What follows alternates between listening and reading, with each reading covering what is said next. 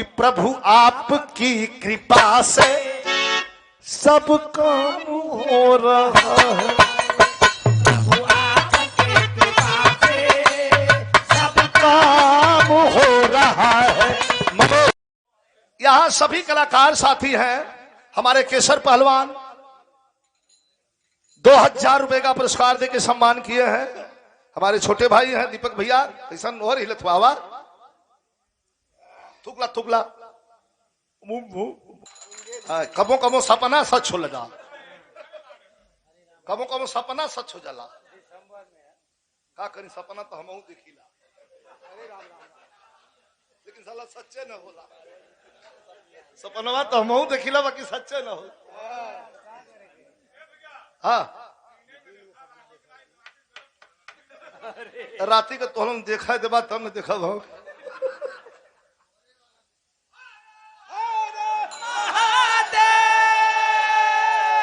एकर मतलब ना समझ ली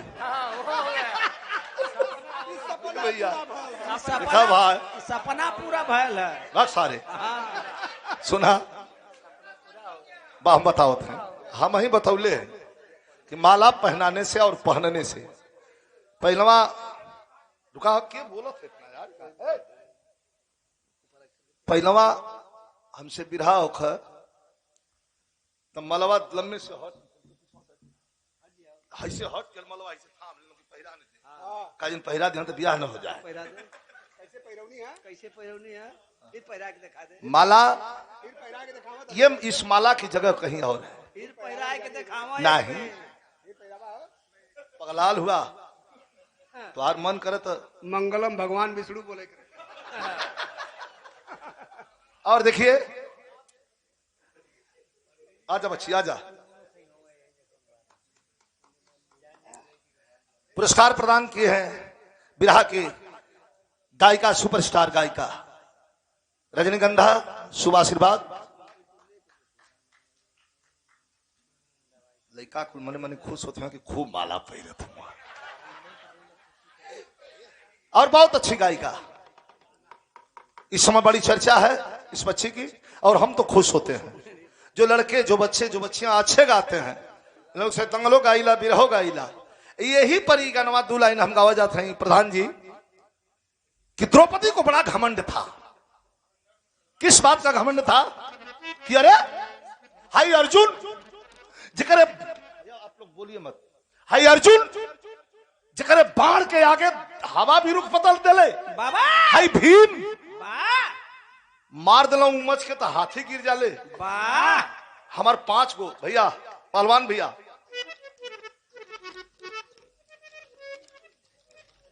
खींचे लगल। आई लोग कुल जाने बैठल हुआ काहे कि लोग तो हारल जुआरी हुआ। इतिहास में अगर पूछा जाए कि इस धरती पर सबसे बड़ा जुआरी कौन है तो 5 पांडवों को लिखना पड़ेगा। धान का जुआ तो दुनिया खेले ले, लेकिन आबरू और अपने इज्जत का जुआ जे खेल गल उसे बड़ी यार जुआरी के ना।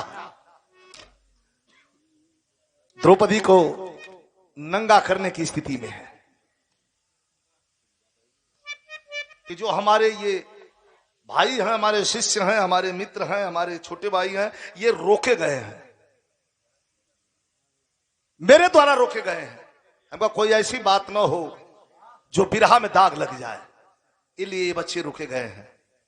नहीं तो हर क्षेत्र का जवाब है, हर बात का जवाब ये बच्चे देने के लिए आधी रात को तैयार रहते हैं, चाहे कोई भी हो।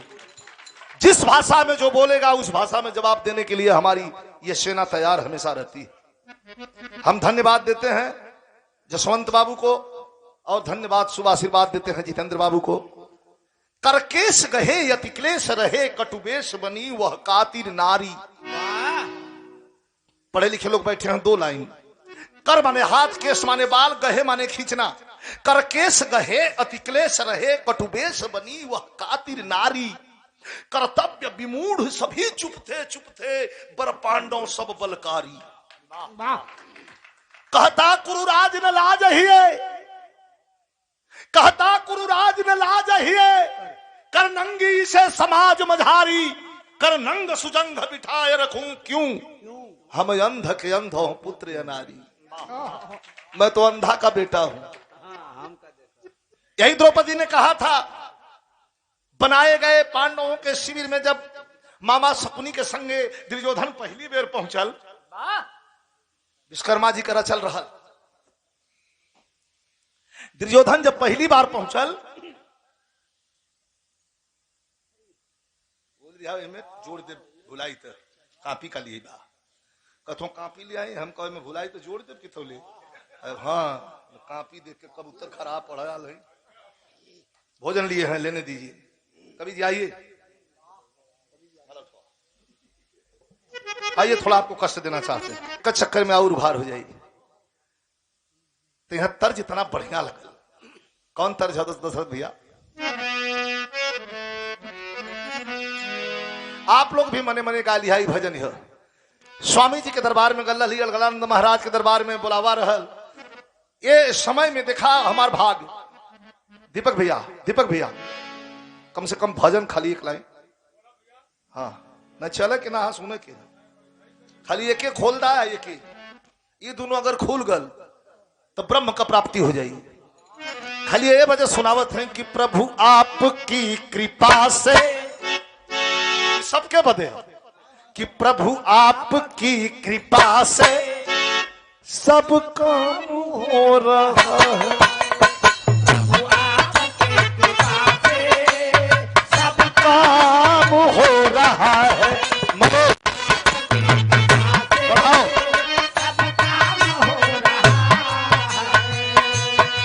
मनोज कोरस बढ़ाओ। मनोज कहाँ है? अरे करते हो तुम कन्हैया, करते हो तुम कन्हैया, करते हो तुम कन्हैया, अरे करते हो तुम कन्हैया, मेरा नाम हो रहा है।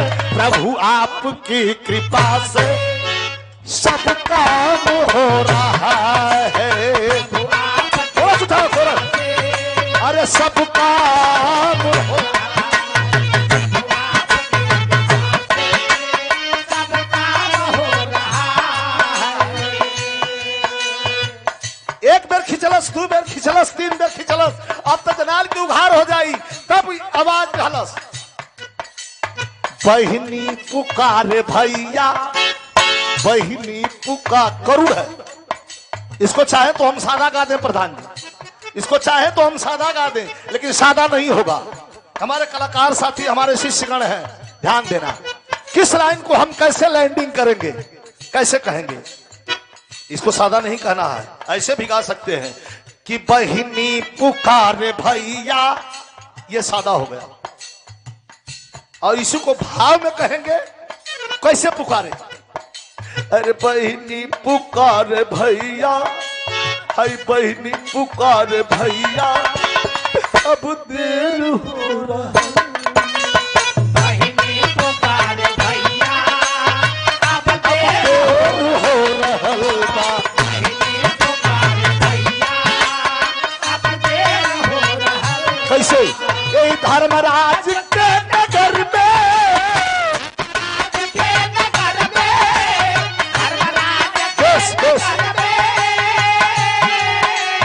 धर्मराज के नगर में, अरे अंधेर हो रहा।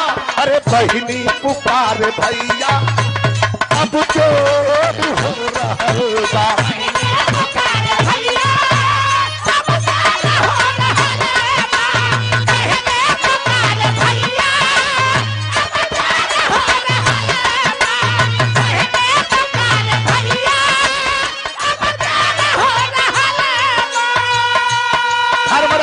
नगर में अंधेर हो रहा बा। जोने नगर धर्मराज के जानल जाला, धर्मराज के नगर में अंधेर हो रहा बा। बहिनी पुकारे भैया, अब देर हो रहा बा। कैसे? इना आपन, अरे ई हवा के हु न आपन, अरे सब ही भइल बेगाना।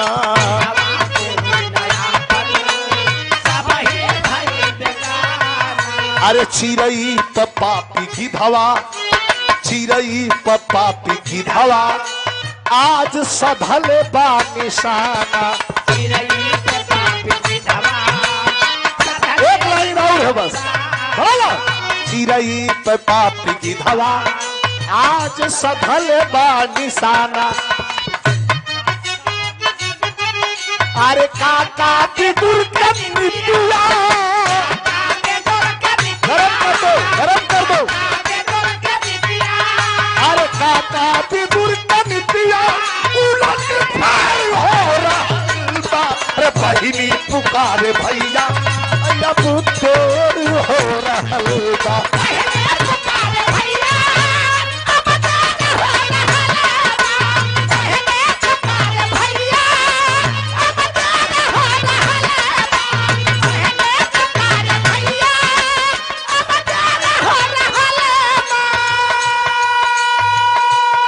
विदुर का नीतिया उलट फेर हो रहल बा।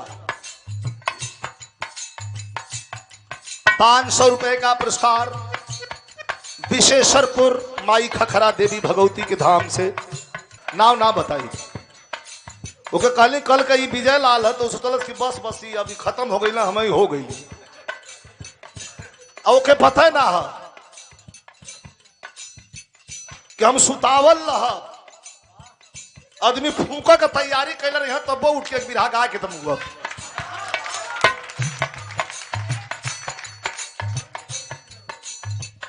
शालीनता, सहजता, मृदुभाषी, बर्दाश्त करने की क्षमता।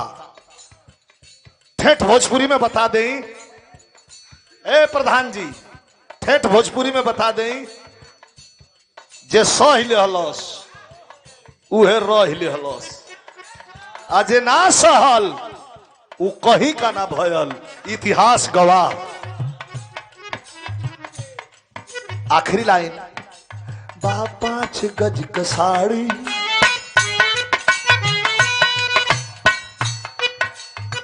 हमारे जितेंद्र बाबू, हमारे सुर परफेक्ट लगना चाहिए। बा 5 गज के साड़ी खींचे लाए अत्याचारी।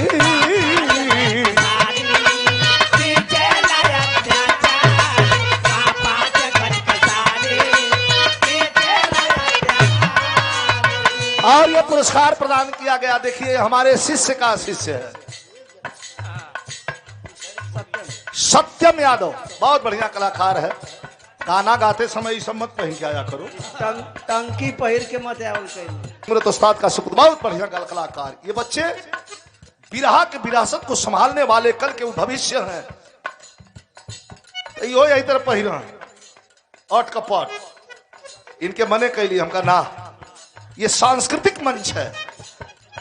हम चले हो तो धोती पैजामा कुर्ता चाहे शर्ट पैंट पहिर के आए, क्यों रोकत हमके नहीं। हमारी सभ्यता है ये मुलायम सिंह यादव की सभ्यता है, डॉक्टर राम मनोहर लोहिया की सभ्यता है, गांधी जी की सभ्यता है, अटल बिहारी वाजपेयी साहब की सभ्यता है। ये सभ्यता हमारी हिंदी सभ्यता है। बा 5 गज का साड़ी खींचे लाए अत्याचारी।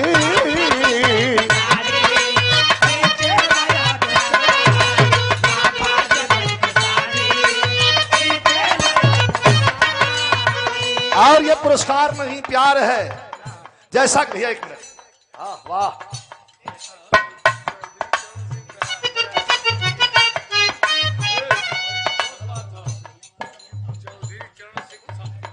चौधरी चरण सिंह की सभ्यता है। हाँ, चौधरी चरण सिंह की सभ्यता है और हमारे पूर्व प्रधानमंत्री लाल बहादुर शास्त्री की सभ्यता है।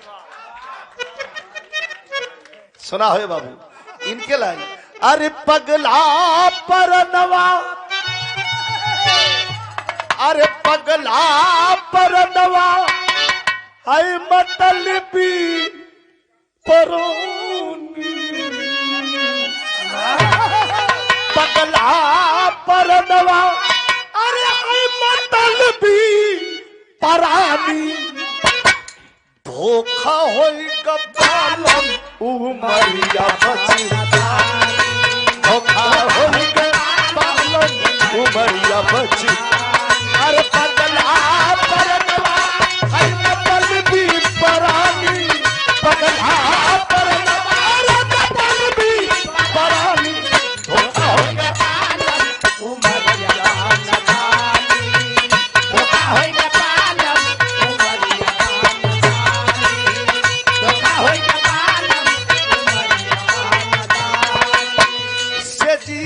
पयला एक लाइन गाना खत्म हो। प्रधान जी हमारे बहुत अच्छे कलाकार, जितना कहूं कम। हमारे छोटे भाई हैं और कटरिया के धरती से अमृतलाल यादव, और जो पुरस्कार भूल भी रहा हूं, और हमारे छोटे भतीजा हमारे स्वर्गीय राम नारायण भैया। आहा क्या कलाकारी थी। राम नारायण भैया के सुपुत्र ब्रजमोहन यादव जी, प्रमोद लाल यादव, इधर आओ, बहुत बढ़िया कलाकार है। एक बार शायद ताली स्वागत करिए इसका भी, बहुत अच्छा कलाकार है। अब अच्छी आवाज है, बहुत बढ़िया। पटरी भी ठीक हो तो पलक कहत है, पटरी भी ठीक हो, बुद्धि भी ठीक हो, सब कुछ ठीक है, माइंड भी ठीक हो, राइटिंग थोड़ा सा गड़बड़ है, राइटिंग सही कला। एक अर्थ प्रेजेंटेशन, जैसे रतिया कैसे जिया पयैन सजनवा,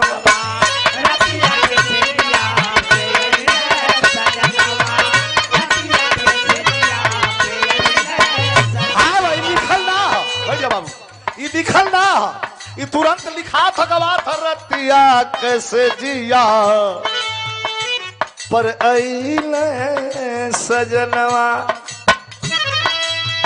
भाव कहा पहली रात हो, सुहाग का रात हो, रतिया कैसे जिया पर अइले सजनवा।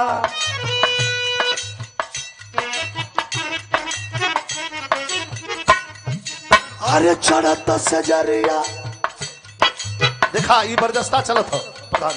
रतिया कैसे जिया पर यही सजनवा, पहली रात हो, और जब सजरिया पहला चढ़त सजरिया धड़क गयल मनवा, चढ़त सजरिया धड़क गयल मनवा, चढ़त सजरिया धड़क गयल मनवा। 1100 रुपया, एक बार जोरदार ताली हो जाए। अंतिम लाइन अब बंद कर थी। नीलम सिंह तैयार रहा, पार्टी यही, मैं भी यही हूं, आप लोग भी घबराइए मत, भाई हम हूं, खाली बात रखल है राजेंद्र भैया का। लास्ट में आप लोगों की एक गीत हम सुना के तब जाए दे, ठीक है ना? हाँ आनंद ले जा।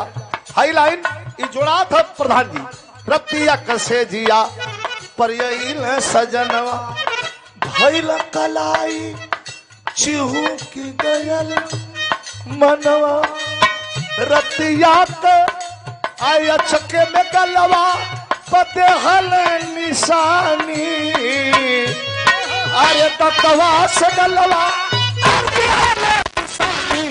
धोखा हो गया मुमरिया बचतानी, धोखा हो गया मुमरिया, अरे पगला परनवा मतलबी परानी, पगला परनवा मतलबी परानी, धोखा हो गया,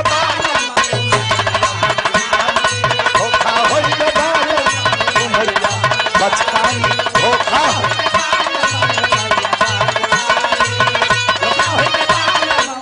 एक लाख लगल और हमारे छोटे भाई लगल सुनील जी चंदासी, ट्रक मालिक, कोयला मंडी के कोयला के भी सप्लायर, और हमारे तो दिल के उतने करीब जितना करीब दिल के कोई कोई होता है।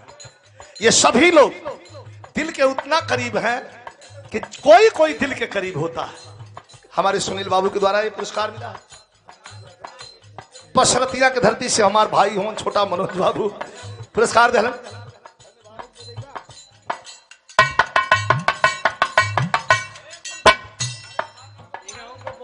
और बिरहा के बड़े अच्छे कलाकार सुरेंद्र यादव एक सुरेंद्र यादव बलिया हमारा भाई है जो नॉन वेज है, लेकिन ये वेजिटेरियन है, ये नॉन वेज नहीं है। बहुत सुंदर कलाकार सुरेंद्र यादव जी। बोलिए इनका नाम है क्या लगा था ना, बोलिए प्रधान तू जो उनका दबा मान जाए। आखिरी लाइन विजयी बलमुआ, विजयी बलमुआ सावन भर यही जरैहा कजरिया, विजयी बलमुआ सावन भर यही जरैहा। अमवा पर झलुआ झूलैहा,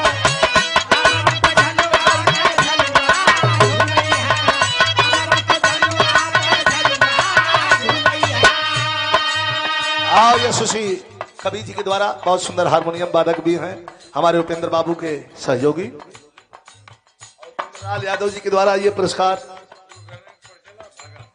विजयी बलमुआ सावन भर यही जयहा, राजेंद्र बहिया में झलुआ झूलैहा,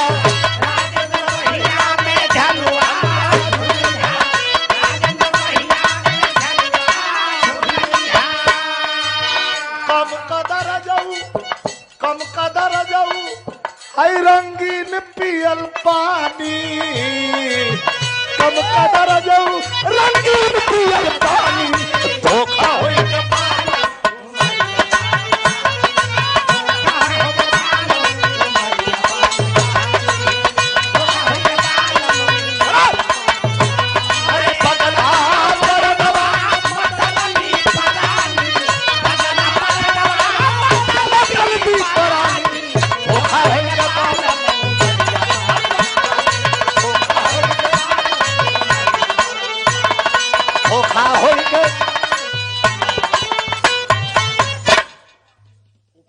उपेंद्र लाल यादव।